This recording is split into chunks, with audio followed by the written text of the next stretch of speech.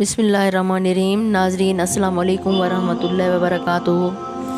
ناظرین، امام جعفر صادق علیہ السلام نے فرمایا کہ ذی الحج کی 9 اور 10 تاریخ کو زمین کی مٹی اللہ سے حکم طلب کرتی ہے، کیونکہ یہ وہی پل ہوتا ہے جب آسمان سے فرشتے حضرت آدم علیہ السلام کے لیے زمین سے مٹی اٹھانے کے لیے آئے تھے۔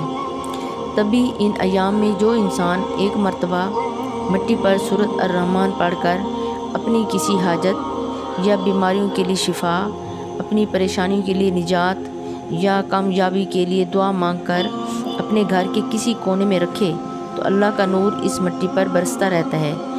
یوں وہ انسان کامیابی و کامرانی کی طرف تیزی سے رواں ہوتا ہے۔ تبھی جو انسان ان ایام میں تھوڑی سی مٹی پر سورۃ الرحمن پڑھ کر سبز کپڑے میں لپیٹ کر اپنے گھر میں کسی کونے پر رکھ دے، اللہ کے کرم سے تمام شیطانی طاقتیں اور نحوست اس کے گھر سے دور ہو جائیں گی۔ وہ جہاں جہاں قدم بڑھائے گا، فتح و کامیابی اس کے قدم چومے گی۔ ایک اور واقعہ آپ کو سناتی ہوں۔ حضرت ابراہیم علیہ السلام نے اللہ پاک سے عرض کی، اے پاک پروردگار، مجھے دکھا کہ تو مردوں کو کیوں کر زندہ کرے گا۔ اللہ پاک نے فرمایا، کیا اے ابراہیم تمہیں اس بات کا یقین نہیں؟ حضرت ابراہیم علیہ السلام نے کہا، کیوں نہیں، لیکن میں دیکھنا اس لیے چاہتا ہوں کہ میرا دل اطمینان کامل حاصل کرے۔